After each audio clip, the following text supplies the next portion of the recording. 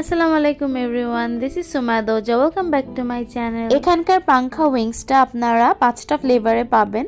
সেখান থেকে যে কোনো 3টা ফ্লেভার আপনারা চুজ করতে পারেন। 5টা ফ্লেভার হচ্ছে barbecue, sweet and Naga, honey, achari and sriracha. সেখান থেকে আমি তাদের barbecue, sweet and Naga and সিরাচাটা অর্ডার করি।